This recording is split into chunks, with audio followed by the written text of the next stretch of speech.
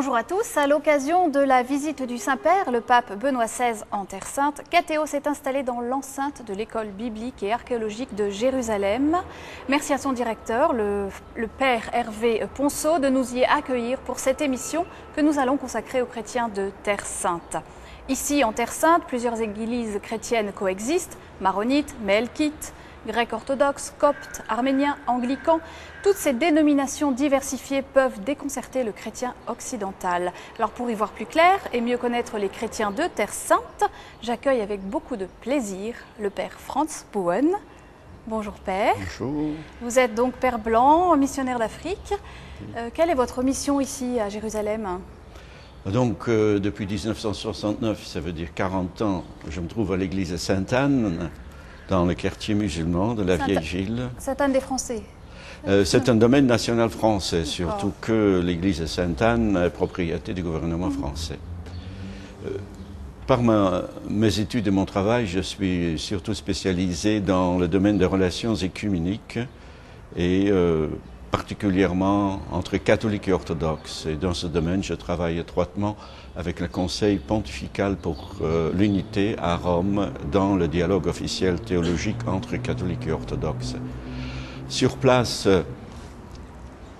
je considère comme une préoccupation, un souci constant, une présence dans les différentes communautés chrétiennes, dans un effort d'être présent et de faciliter des relations. Je suis aussi, par notre présence dans le quartier musulman et mes études, un peu préparé pour la relation avec l'islam. Bien sûr. Et pendant un certain nombre d'années, j'étais engagé dans la commission justice et paix de l'Église catholique ici en Terre Sainte. D'accord. J'accueille également le père Alexandre Vinogradsky. Vous êtes prêtre orthodoxe et vous-même à Jérusalem. Donc, quelle est votre mission ou votre fonction ? Alors, depuis bientôt 13 ans, je suis ici. Je suis venu en Israël bien avant, la première fois, bien des années, des décennies avant. Mais j'ai été nommé ici pour organiser, structurer, dans le cadre de l'église locale orthodoxe de Jérusalem, qui est donc avec les Grecs, puisque ce sont les Grecs la mère de toutes les églises, comme on dit ici, pour organiser la vie spirituelle à l'intérieur de la société israélienne et maintenant l'État d'Israël, des chrétiens orthodoxes venus des régions de l'Est européen en majorité. Cela dit, il y a eu plusieurs vagues de personnes. Israël a été fondé par beaucoup de personnes des pays de l'Est, parfois même au travers de l'Argentine. Donc ça fait, je ne pourrais pas dire que c'est uniquement les Russes, qui d'ailleurs n'existent pas, c'est d'anciens soviétiques. Il m'est arrivé d'avoir des gens qui ne parlaient absolument pas le russe. Je suis donc chargé de cela. Je célèbre en hébreu, parfois même en yiddish. Je confesse. Et puis, j'essaie de faire un lien avec la tradition juive. C'est pas banal. Entre autres, et j'ai la chance aussi d'avoir pu pénétrer ce milieu qui m'était naturel de par mon histoire, mais aussi d'être justement dans un climat qui est parfois pas facile, de tracer un trait entre cette vieille culture issue de l'Est européen, du chassidisme, et la tradition orthodoxe. On m'a aussi de célébrer en slavon, en russe, en ukrainien. Je suis le pneumatikos, le responsable spirituel, qui j'étais élu comme cela, des Ukrainiens, ayant aussi, j'ai décidé de célébrer en ukrainien. Alors, comme ça, un certain nombre de choses qui m'ont été permises dans un climat qui n'est apparemment, si vous voulez, n'aurait pas été naturel. Voilà, je crois que c'est... Et puis donc j'ai le plaisir d'accueillir le pasteur frère Daniel Attinger. Vous êtes de l'église réformée et vous êtes moine de la communauté de Beauce en Italie. Même question, quelle est votre mission à Jérusalem ? Alors effectivement, j'appartiens à la communauté monastique de Beauce en Italie et c'est dans le cadre de ma participation à cette communauté que je suis ici à Jérusalem. Parce que la communauté, étant une communauté écuménique, a pensé un lieu privilégié de présence pourrait être justement Jérusalem, où se trouvent pratiquement toutes les églises traditionnelles, et non seulement les églises, mais aussi le monde juif. Et pour nous, c'était important d'avoir cette double attention aux traditions orientales et à la tradition juive, surtout en relation avec la lecture de la Bible, puisque pour nous, la lecture de la Bible a été toujours un élément absolument central de notre communauté. Et c'est dans ce cadre-là que nous avons fondé cette petite fraternité depuis presque 30 ans, ici dans le cœur de Jérusalem. Vous êtes combien à Jérusalem? Ici, nous sommes 2 ou 3, ça dépend des moments. Actuellement, nous sommes 2. D'accord. Alors, dites-moi, quelle est la proportion en Terre Sainte de chrétiens, toutes dénominations confondues? Combien sont les chrétiens? Moi, je l'estime à entre 1 et 2%. D'accord. Au moins des chrétiens que nous connaissons comme chrétiens. Oui. Mais le Père Alexandre connaît une réalité de ces chrétiens qui viennent de l'Europe orientale, mais dont nous ne connaissons pas les nombres. Mais dans les statistiques officielles ou non officielles, c'est à peu près cela, je pense, un total de 180 000 chrétiens en Terre Sainte, plus ou moins. Une minorité. Une toute petite minorité. Quelles sont les communautés chrétiennes les significatives, réellement présentes? Je peux rajouter un mot. Bien sûr, je crois que on est toujours piégé dans ce pays par les statistiques. Oui. D'abord parce que le bon Dieu ne compte pas. Il faudrait quand même un peu s'en rendre compte un jour. Qu'il y a une tendance de la part de toutes les églises à se trouver ici dans un souk spirituel. C'est-à-dire, j'ai vu cela au moment de la chute du communisme, entre la frontière slovaque et ukrainienne, où tous les prêtres qui n'avaient pas de ministère dans leur pays d'ordination étaient soudainement en voie de chercher un ministère dans l'Ukraine au vaste champ. C'est un grave danger, aussi un grave danger ici. Donc, alors, les natifs, disons. D'abord, c'est la population arabe. Je dis ça parce que très souvent, on ignore à l'étranger qu'il y a des Arabes chrétiens. Et ça, c'est une chose qu'il faut souligner. Les chrétiens sont ethniquement arabes. Oui, ethniquement, là aussi, je m'excuse de vous contester, parce que vous pouvez avoir, nous avions demandé à un ami de venir, c'est un Syrien orthodoxe qui vient, en fait, des régions du nord, Sud-Caucase, si vous voulez, et qui n'a rien d'arabe à l'origine, mais qui est de langue arabe, et aujourd'hui, évidemment, aussi de langue hébraïque, parce que tout est mouvant ici. Un vrai arabe local par le bédouin, je crois que ça pose un problème. Je ne parle pas de l'ethnicité, c'est un point dangereux dans l'Église. Oui, de parler du nationalisme, et c'est un point à souligner par rapport aux Églises.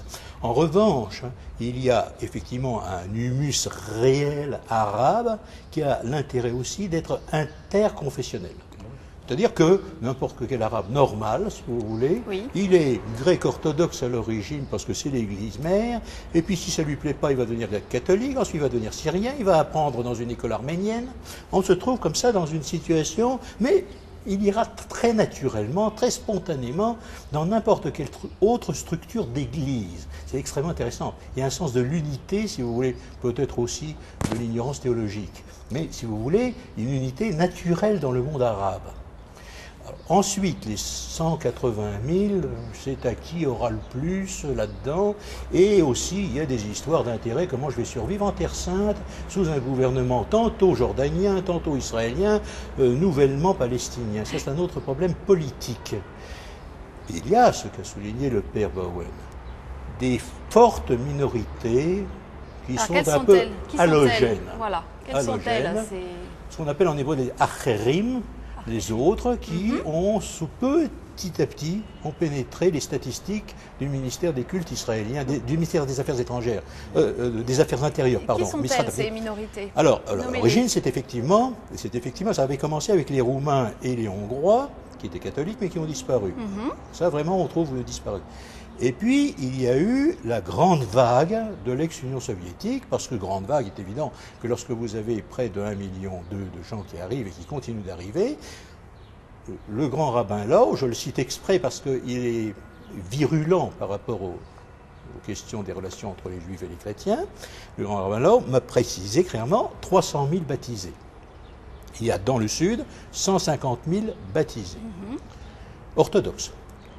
Que ces gens-là soient dans l'Église orthodoxe, n'aient pas trouvé leur place dans l'Église orthodoxe, soient des espèces pas de proie, mais qu'on soit en recherche d'eux dans le monde, dans les autres églises, c'est un autre problème. Et enfin, alors, il y a un cas intéressant, c'est les Éthiopiens, très nombreux, qui d'ailleurs parfois sont parfaitement juifs, mais ont des croix partout puisqu'ils sont tatoués. Et donc, et on les prend comme tels. Personne ne leur dira quoi que ce soit. Et il est sûr qu'ils fréquentent aussi l'église éthiopienne. Voilà. Alors, on va parler maintenant de la communauté la plus récente. C'est peut-être la vôtre, frère Daniel. La communauté protestante est arrivée quand en Terre Sainte? Oui, alors Qui est arrivé le premier déjà? Les protestants sont arrivés ici officiellement avec le milieu du siècle du 19e siècle. Oui. Et surtout pour des raisons politiques des États européens. La Prusse n'avait pas de pied-à-terre en Orient et a pensé que ça valait la peine, surtout que l'Empire ottoman était en train de se désintégrer, d'avoir un pied-à-terre. Alors l'idée a été de mettre un pied-à-terre à travers une église protestante qui en plus avait cet avantage de devoir être une église de plusieurs communautés protestantes, réformées, luthériennes, etc. Parce que le roi de Prusse lui-même avait un problème interne à la Prusse, où lui était réformé et la Prusse était luthérienne. Et alors il cherchait à trouver une manière de faire l'unité entre ces deux églises protestantes. Et pour ce faire, il s'est allié à l'Angleterre, de manière à ce qu'il puisse mettre un évêque protestant avec une succession apostolique plus ou moins reconnue, ce qui était le cas chez les anglicans et moins le cas chez les luthériens. Alors il y a eu d'abord un évêque luthéro-anglais qui a commencé à faire un peu d'évangélisation, mais il n'a pas eu beaucoup de succès. Il est mort très rapidement et c'est un autre qui lui a succédé qui alors a découvert que son travail était plus fructueux s'il travaillait sur les chrétiens locaux. Si bien que pratiquement l'église protestante ici est née des églises orthodoxes essentiellement, dont il a organisé un travail biblique, etc. Et ça a amené à une création d'une communauté qui évidemment est assez... Bon, maintenant, elle a une certaine tradition quand même de 150 ans, si bien qu'elle est acceptée. Mais effectivement, il y a toujours des réticences face à l'Église protestante qui est née, en fait, d'une population orthodoxe. Les catholiques latins sont arrivés quand? Écoutez, les catholiques latins, il faut distinguer, nous avons déjà un Saint Jérôme en 400 ici en Terre Sainte et aussi un monachisme latin autour de 400 qui s'est développé à Bethléem, au Mont des Oliviers et d'autres coins de Terre Sainte. Donc il y avait une présence latine, comme il y avait une présence géorgienne, syrienne, copte, grecque. C'était le caractère international de l'Église de Jérusalem et surtout le monachisme, du monachisme en Terre Sainte. Mais il n'y avait pas une hiérarchie ou une structure ecclésiale latine. La première structure ecclésiale latine, c'est avec les croisés. Oui. Quand les croisés sont arrivés à Jérusalem, ils ont élevé un de leurs comme évêque et patriarche latin de Jérusalem. Et c'est la première hiérarchie latine à Jérusalem, qui est restée aussi longtemps que les croisés sont restés, et elle est repartie avec les croisés. 2 siècles environ. Oui, donc à Jérusalem, 1 siècle environ, et encore un peu à Saint-Jean d'Acre ensuite. 2 siècles plus tard, depuis lors, il y a eu une présence franciscaine pratiquement dans le pays, mais qui officiellement sont présents depuis 1330 environ. 14e siècle, oui. Et ils étaient chargés des lieux saints, au nom de l'Église catholique et en même temps des quelques catholiques qui existaient ou de petites communautés catholiques qui naissaient autour de leur présence. Et c'est au siècle, au 19e, au milieu du 19e siècle, que le patriarcat latin a été restauré, comme on dit, non pas créé, mais restauré, parce qu'il existait comme un patriarcat titulaire en Occident depuis les croisades, était restauré ici quelques années après la création, justement, de l'évêché anglican. D'accord.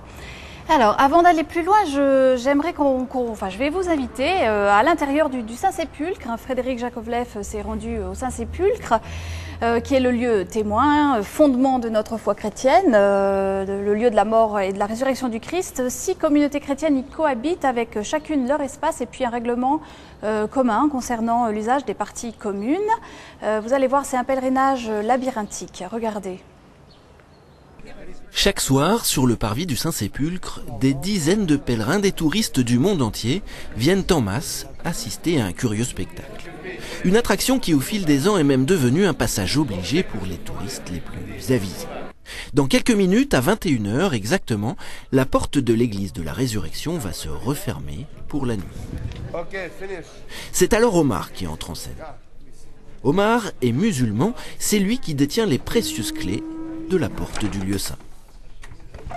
Chaque soir, à 21h précise, Omar monte sur son échelle et verrouille la porte, laissant à l'intérieur une trentaine de moines qui passeront la nuit près du tombeau du Christ.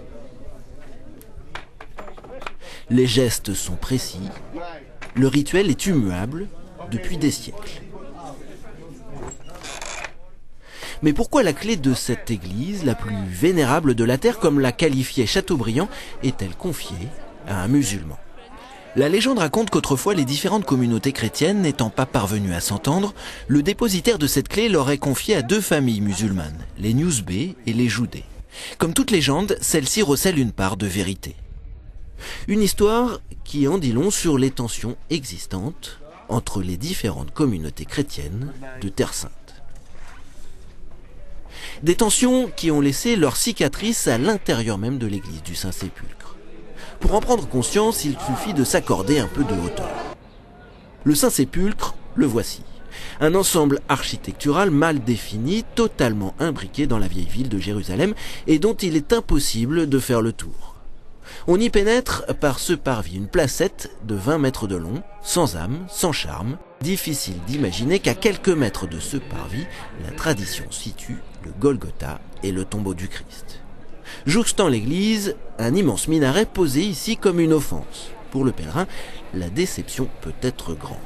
Et pourtant, chaque jour, ils sont des milliers venus du monde entier se recueillir dans ce qu'il faut bien nommer le lieu le plus saint de la chrétienté. Je suis palestinien, je vis à Ramallah. Pour nous, ce n'est pas simple de venir ici. On a demandé une permission spéciale, on a attendu toute l'année pour venir prier ici, sur le tombeau du Christ. Tout ce en quoi nous croyons est là, que notre Dieu est vivant. C'est difficile à dire, mais c'est une chose énorme. Tous les hommes, tous ceux qui croient en Dieu veulent venir ici. Sur le lieu même où le Christ est né, et surtout là où il est mort pour nous. Russes orthodoxes, grecs orthodoxes, melkites, coptes, catholiques latins, syriaques, le Saint-Sépulcre est un lieu unique. Le seul lieu où tous les chrétiens, quelle que soit leur confession, prient ensemble. À l'entrée de la basilique, la pierre de l'onction, objet d'une grande dévotion populaire, c'est sur une pierre de ce type que Jésus aurait été déposé. Autour de la pierre, 3 cierges représentant chacune des 3 communautés principales. Les catholiques, les grecs orthodoxes, les arméniens. Principales parce qu'en fait, les communautés sont au nombre de 6 à régner sur le Saint-Sépulcre. Il y a d'abord les Arméniens, qui sont les premiers convertis qui viennent ici, ensuite les Grecs orthodoxes, qui étaient encore que grecs, et puis alors les Latins, avec l'Empire romain. Et puis il y a 3 autres confessions, plus, je dirais, petites en nombre, mais qui ont également un grand intérêt à venir ici pour la prière et la dévotion, qui viennent soit du nord, comme les Syriaques d'orthodoxes de Syrie et de Turquie, soit alors du sud, comme les Coptes, c'est-à-dire de l'Égypte, ou bien les Éthiopiens, qui déjà aussi ont embrassé le christianisme très tôt. 6 communautés sujets d'une même passion pour le Christ, contraintes de vivre sous le même toit. Chacune se déchirant pour régner en maître sur les reliques de leur sauveur. Durant des siècles, le Saint-Sépulcre a donc été l'objet de véritables luttes intestines pour conquérir chaque centimètre carré de l'édifice.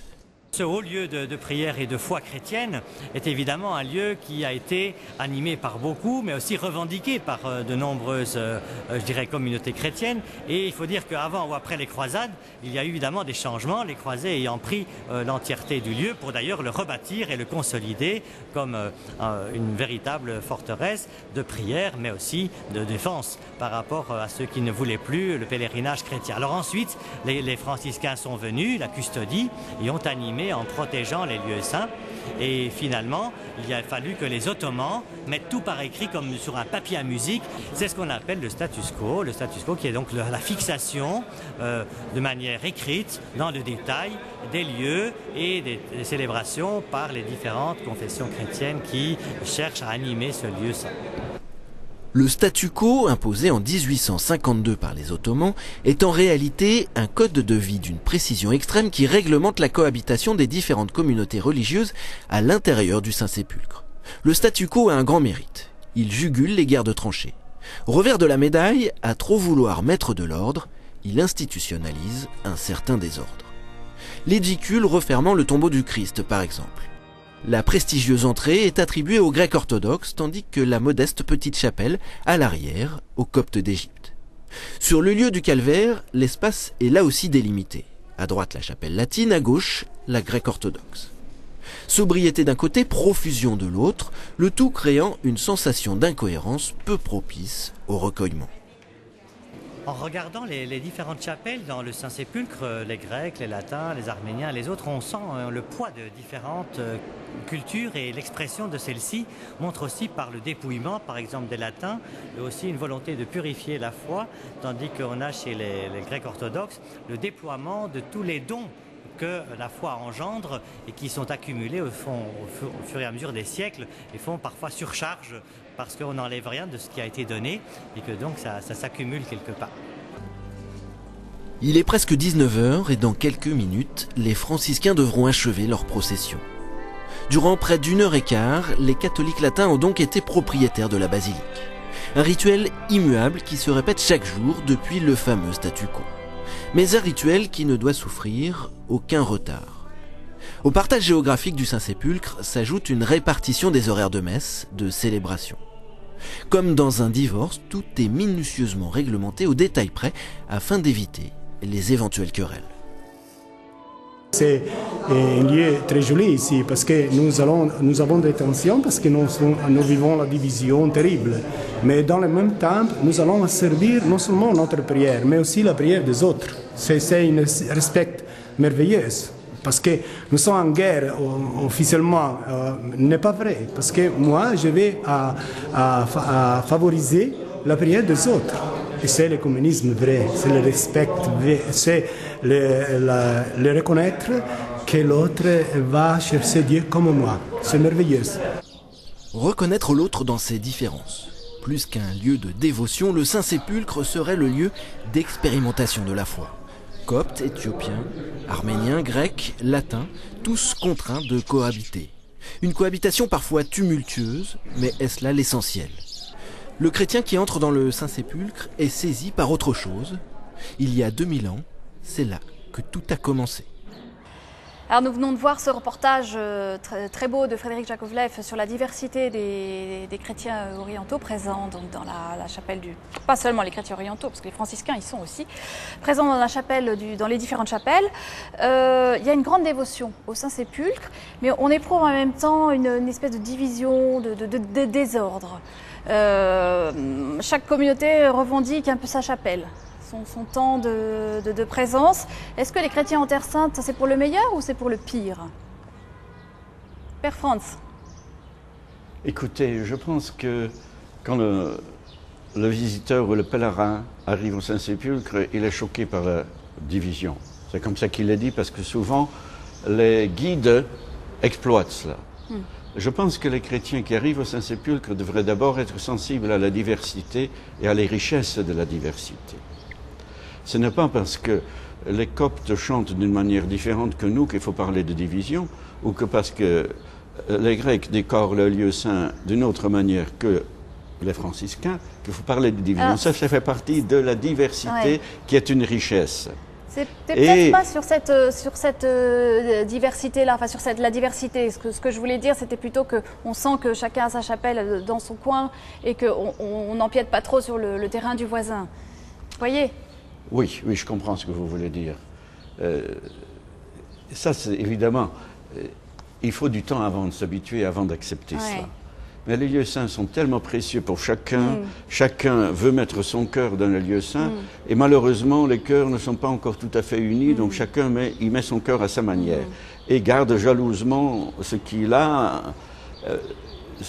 Quand on aime quelque chose, on l'aime entièrement. Et on voudrait que personne d'autre l'aime. Il faut qu'accepter quand on aime quelque chose, que d'autres peuvent l'aimer aussi. C'est la logique humaine, finalement. Et donc, il faut passer par-dessus, mais principalement commencer par ceci. Mettez n'importe où dans le monde des gens aussi différents dans un endroit aussi petit. Et vous verrez que c'est merveilleux comment, malgré tout cela, ces personnes aussi différentes peuvent s'entendre. Même si nous ne pouvons pas arriver à un service d'ordre unifié où chacun se tait à la manière occidentale ou se conduit comme nous voudrions que les pèlerins se conduisent.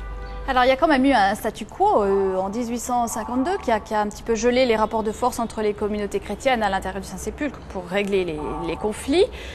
Qui l'a établi, ce statu quo?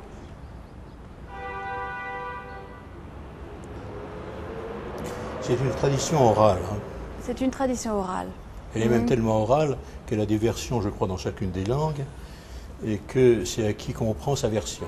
Bon, ce qui complique les choses. Non, vous avez bien fait de dire bon, parce que ça marque à la fois la proximité et la distance.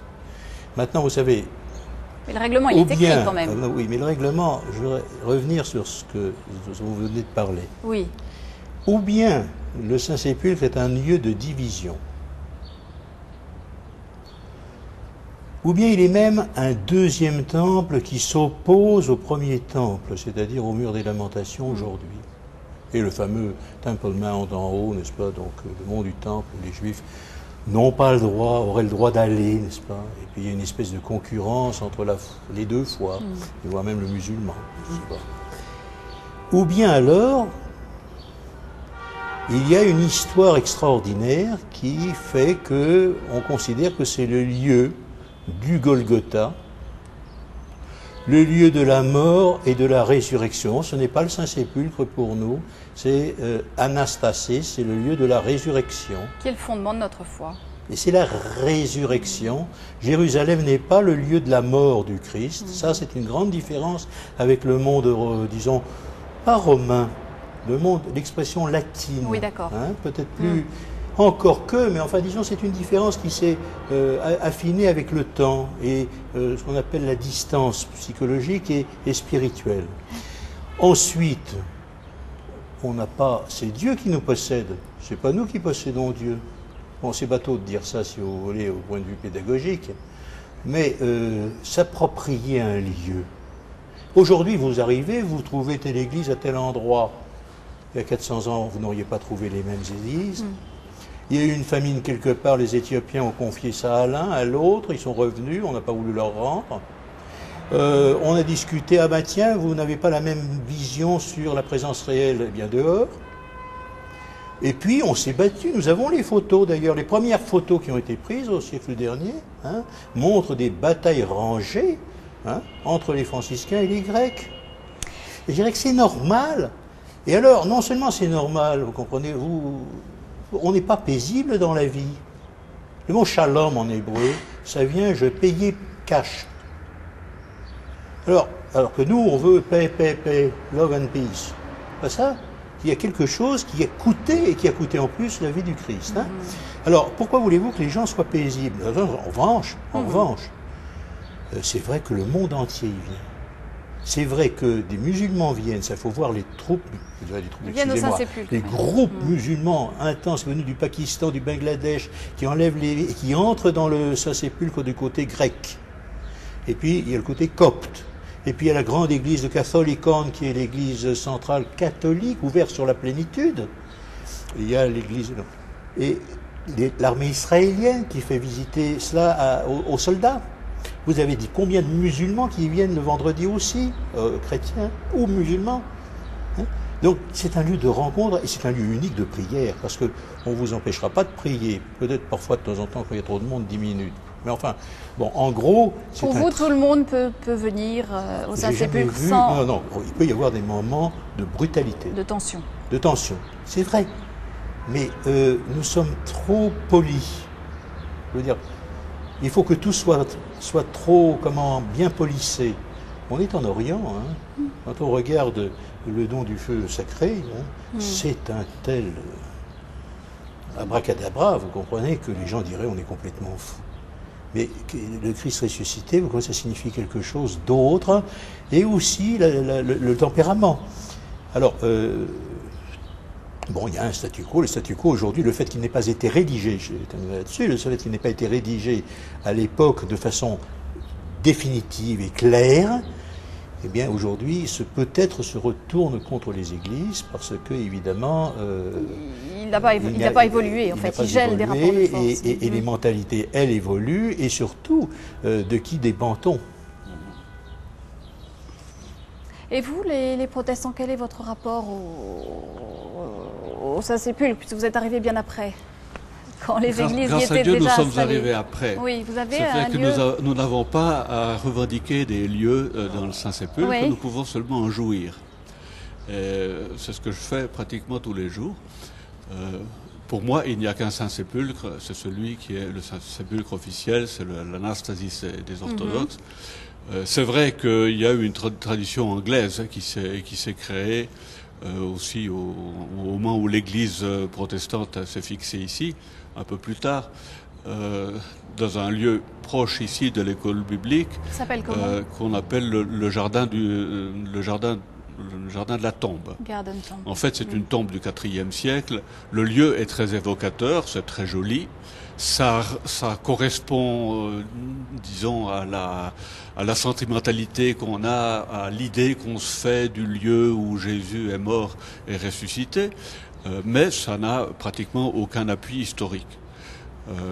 D'ailleurs, la localisation de ce lieu a été basée sur une réflexion un peu mystique, un peu bizarre, où on a dit si nous avons le crâne là, dans ce lieu, en dehors des murs de Jérusalem, juste sous les murs, il y a une grotte qui peut représenter comme la cage thoracique. Ensuite, il y a le lieu où était le temple qui formerait le coccyx, et puis il y a la sillon davidique qui formerait les jambes. Alors on avait tout un beau corps mystique sur lesquels beaucoup d'Anglais ont élucubré, mais ça n'assure pas le lieu. Le lieu n'a rien à voir avec la tombe et le lieu du Golgotha et de la résurrection. Ce que j'aimerais ajouter à propos du Saint-Sépulcre ou de l'anastasis, et qui m'a toujours très frappé, c'est que quand Jésus est ressuscité et qu'il est apparu, on ne l'a pas reconnu. Il n'y a pas eu des anges ou des trompettes ou des phénomènes extraordinaires pour proclamer la résurrection du Christ. C'est un homme qui se présente et puis on le prend pour un jardinier, ou bien tout d'un coup il apparaît à des disciples apeurés et il se fait reconnaître à ses plaies. Et pour moi ça c'est très important parce que je crois que vraiment au Saint-Sépulcre la résurrection du Christ est attestée par les plaies qui sont représentées par le moine franciscain, le moine copte, les difficultés de coexistence entre une communauté ou l'autre. Ça fait partie, disons, des preuves que Jésus montre de ses souffrances en vue de la résurrection. D'où elle vient cette si grande diversité en Terre Sainte des chrétiens? Il y a évidemment la culture, la langue. Écoutez, cette diversité n'est pas née ici. Chaque église a son pays d'origine. L'église arménienne vient d'Arménie, l'église éthiopienne vient d'Éthiopie, l'église copte d'Égypte. Oui. Et donc, c'est dans leur pays d'origine que ces églises ont acquis leur caractère spécifique, que cette tradition, cette manière de recevoir l'évangile, de prier l'évangile, de le célébrer, sont nées. Alors toutes ces églises ont voulu être présentes ici au lieu saint, ont apporté leur tradition avec elles. Et puis peut-être aussi leur adhésion ou non aux enseignements des premiers conciles. Oui, mais ça, c'est postérieur. Ça fait partie de la diversité. La diversité existait. Ensuite, il y a eu des ruptures qui sont venues à la suite de l'un ou l'autre concile, surtout Éphèse et en particulier Chalcédoine, 451. Alors, et donc, les églises ont apporté leur diversité à Jérusalem.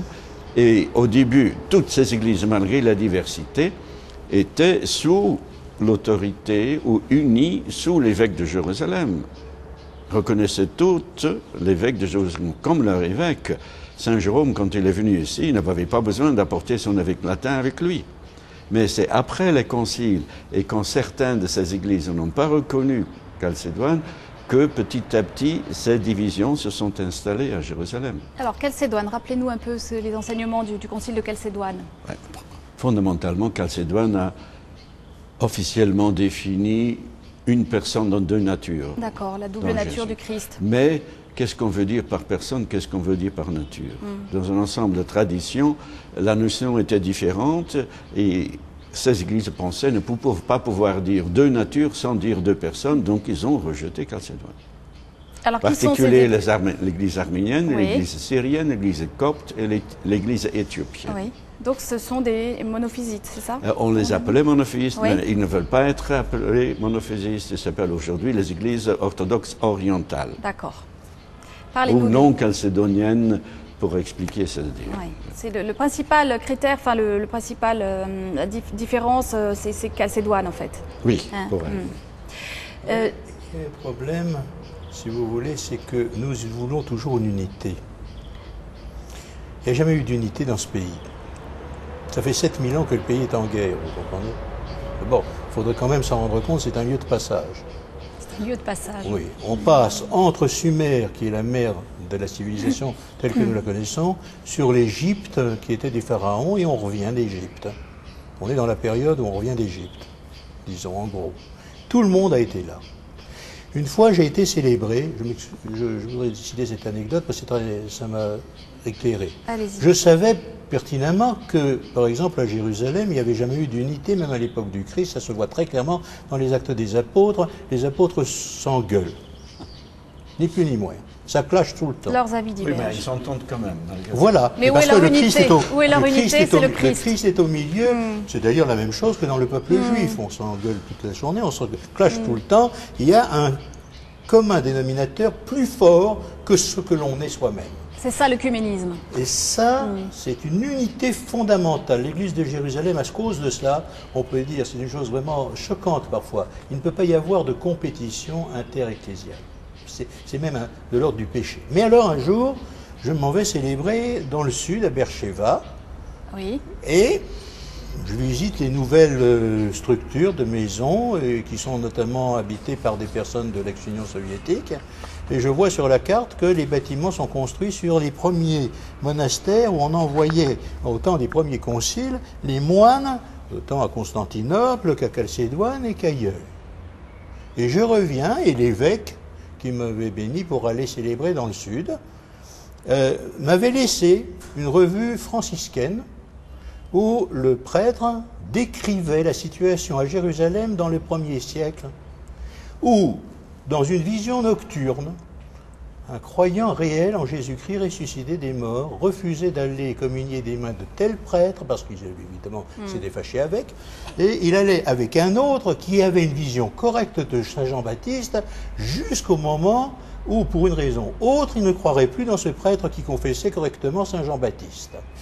Le problème, c'est que vous avez la même chose aujourd'hui. Ça n'a pas changé. Ça n'a pas changé.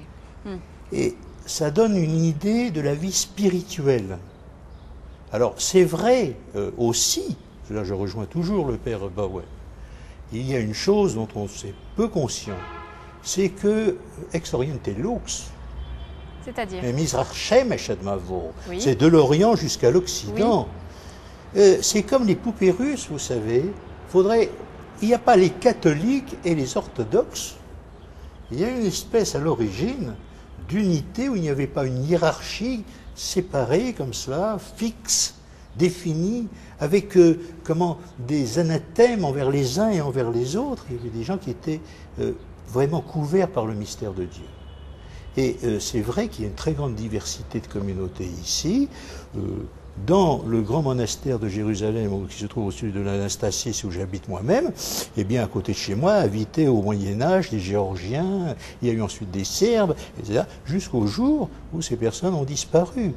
Et comme le disait tout à l'heure le père Franz, nous collectionnons ici toutes les hérésies qui se sont produites à l'extérieur, mais pas nécessairement ici. Elles ne sont pas nées ici, mais elles viennent de l'extérieur. Et ça, c'est important, parce que, si je comprends bien, nous sommes en direct avec le pape Benoît XVI. Oui, tout à fait. Alors, s'il est le pape Benoît XVI, vous comprenez, Monseigneur Ratzinger sait pertinemment que, historiquement, c'est de Sion qu'est venue la parole, que tout être est né à Sion, c'est dans le psaume. Et pour le dire et vous recevoir en tant que personne chrétienne ou croyante ou simplement ayant visage humain parfois, et ici c'est pas évident, contrairement à ce qu'on imagine, il y a de fait à concevoir à Jérusalem une église une. Tout à l'heure, vous parliez de diversité, vous parliez de la communauté éthiopienne. Je voudrais vous montrer un reportage qui est très beau. Le 19 octobre dernier, donc c'était leur Pâques, et nous les avons suivis. Ils venaient du monde entier, au Saint-Sépulcre pour célébrer leur Pâques. Regardez, c'est un reportage de Sophie Lenné. C'est un grand jour pour les Éthiopiens. Venus du monde entier, ces pèlerins se rendent à Jérusalem pour célébrer une des plus importantes fêtes chrétiennes, la Pâque orthodoxe. Tous de blanc vêtus, ils arpentent la vieille ville, affrontant le dédale des souks du quartier arabe. Direction la basilique du Saint-Sépulcre, au lieu de la chrétienté et endroit symbolique pour leur communauté. Car peu le savent, mais ce sanctuaire édifié sur le lieu de la crucifixion et le tombeau de Jésus est détenu en partie par l'Église orthodoxe éthiopienne. Son édifice, le monastère de Der es-Sultan, est installé sur le toit du Saint-Sépulcre. Une présence qui s'explique par le lien historique qui unit les Éthiopiens à la ville sainte. C'est notre terre ici, grâce à l'union de la reine de Saba avec le roi Salomon. Le roi Salomon était marié avec la reine de Saba. La reine de Saba a mis au monde un enfant qui allait devenir le premier empereur éthiopien. Et donc c'est le fils du roi Salomon. C'est la raison pour laquelle nous sommes là. C'est la terre de nos pères. Depuis ce jour, de nombreux Éthiopiens se rendent en pèlerinage à Jérusalem. En 326, sur le toit de la chapelle Sainte-Hélène, les Éthiopiens ont fondé le monastère Der es-Sultan. Et aujourd'hui, notre communauté possède 7 monastères à Jérusalem. Les pèlerinages des chrétiens éthiopiens ne cessent de s'intensifier. Leur rite est une forme originale du rite copte. Comme tous les orthodoxes, ils célèbrent Pâques selon le calendrier julien. Pour commémorer cet événement, les fidèles éthiopiens suivent un parcours bien précis. Tout d'abord, la chapelle haute du Calvaire. Tour à tour, ils se prosternent devant l'autel où se trouve le haut du rocher sur lequel a été fixée la croix du Christ. Puis, ils viennent se recueillir devant le tombeau de Jésus. L'émotion et la ferveur sont palpables. Ce que nous lisons, nous pouvons les toucher, nous pouvons les voir, nous pouvons réaliser tellement de choses. Bien que notre Église occupe actuellement une place très petite, l'amour du Christ dans notre cœur est tellement grand qu'on est là à célébrer Pâques, à célébrer l'amour de Dieu, du Christ qui a souffert pour nous, pour nos péchés. C'est un lieu saint ici et donc c'est vraiment un réel plaisir pour moi de me retrouver dans cet endroit où Jésus s'est sacrifié pour nous, pour le monde entier. Pour eux, célébrer Pâques sur le lieu de la résurrection est un enchantement, un rêve qui se réalise. Comment, Père Alexandre, vous communiquez? Vous les connaissez, cette communauté éthiopienne? Ils sont très peu nombreux. Il se trouve que je les connais parce que, entre autres, j'ai fait de l'éthiopien, du guèze et de la Mari. je vais pas loin là-dedans. Je vais vraiment pas. Mais il y a aussi, il y a surtout que beaucoup d'Éthiopiens ont été intégrés à la société israélienne. En conséquence, la question qui se pose avec peut-être beaucoup plus d'acuité et beaucoup plus de difficultés, si vous voulez, pour les personnes originaires des pays de l'Est, en raison du conflit qu'il y a entre le christianisme occidental, oriental, slave et le judaïsme. Les Éthiopiens, qu'est-ce que vous voulez La reine de Saba est venue écouter Salomon. Le fruit de la sagesse, c'est qu'elle a eu un bébé avec lui. Donc, il est évident qu'il y a un lien direct avec le peuple juif. Il est très clair que les Éthiopiens sont parmi les premiers. Tout le monde ici est premier. Personne ne veut être dernier. Donc on est toujours le premier de quelqu'un, les Éthiopiens. Alors comment vous faites quand vous faites de l'œcuménisme, si vous voulez tous être premiers? Comment vous travaillez ensemble? Quelles actions communes pastorales comment vous travaillez, vous qui faites de l'œcuménisme, Père Franz? Écoutez, je pense que il faut voir ça à la longue, dans ce sens que je dis. Quand je regarde aujourd'hui la relation qui existe entre les églises telle que je les ressens, et je les compare avec ce que j'ai connu il y a 40 ans, oui. Je suis dans l'admiration, enfin dans l'action de grâce plutôt. Tout n'est pas parfait, mais par exemple hier nous étions au patriarcat grec pour présenter les vœux, ce matin nous étions au patriarcat arménien, et il y a une véritable atmosphère fraternelle, une fraternité qui existe. Donc ça commence par la fraternité, on ne dit la pas bienveillance. tout, mais vous savez, c'est grandi petit à petit, et je pense que pour nous, de mon point de vue, un point de départ restera toujours le pèlerinage du pape Paul VI, oui. en 64. Oui. Et sa rencontre ici avec la patriarche Athanagoras, oui. mais peut-être encore plus avec la patriarche Benedictos, qui était le patriarche orthodoxe de Jérusalem. Petit à petit, des choses ont changé. Et aussi dernièrement, par exemple aujourd'hui, les chefs de ces 13 églises se rencontrent à peu près entre 1 et 2 mois, à peu près tous les 2 mois, disons. Ils se rencontrent, prennent un tasse de café ensemble et parlent des problèmes qu'ils ont en commun.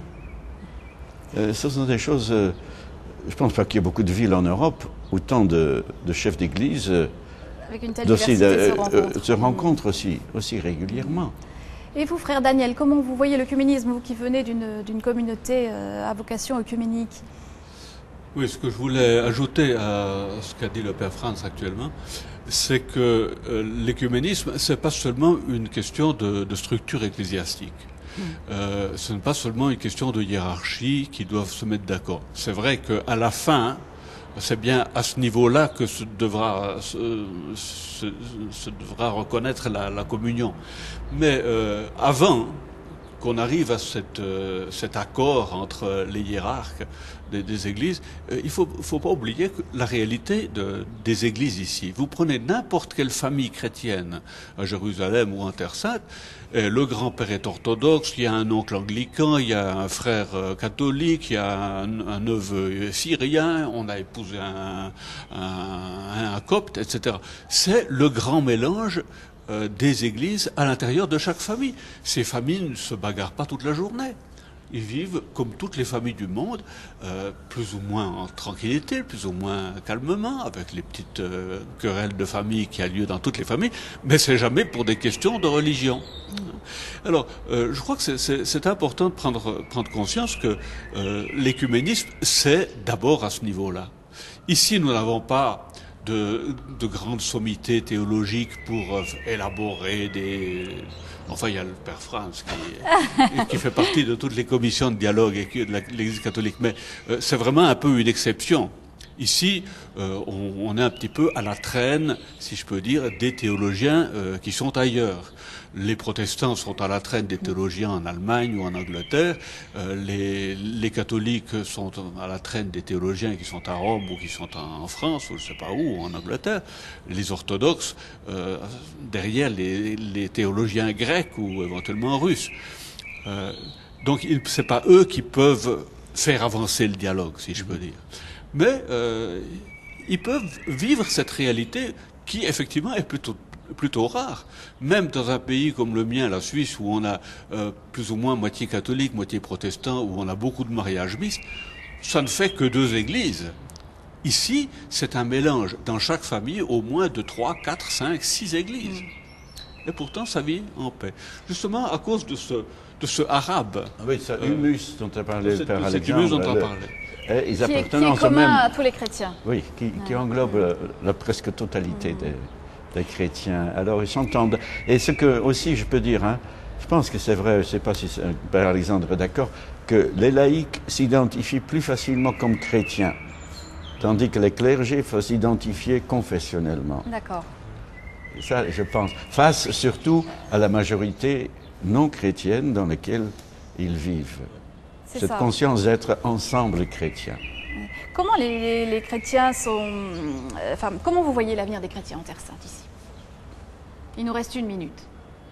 Père Franz. Moi, je suis plein d'espérance. Vous êtes plein d'espérance. Oui.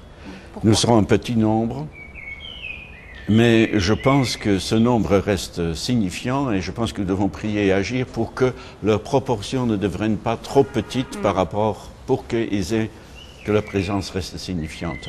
Et il y a un grand travail de l'Église à faire, de former les chrétiens pour les aider à découvrir qu'ils ont une vocation ici.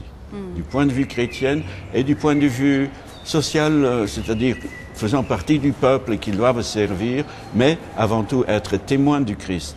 Qui est appelé à être témoin du Christ dans le milieu arabe, si ce n'est les chrétiens qui ont l'arabe comme langue maternelle? Merci.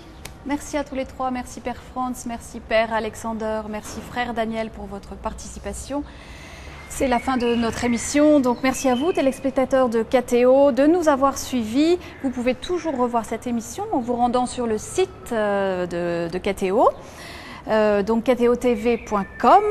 Un très grand merci à l'école biblique et archéologique française qui nous accueille dans ces lieux. Merci également à l'équipe technique de KTO pour ce travail tout au long de cette semaine spéciale Terre Sainte. Au revoir.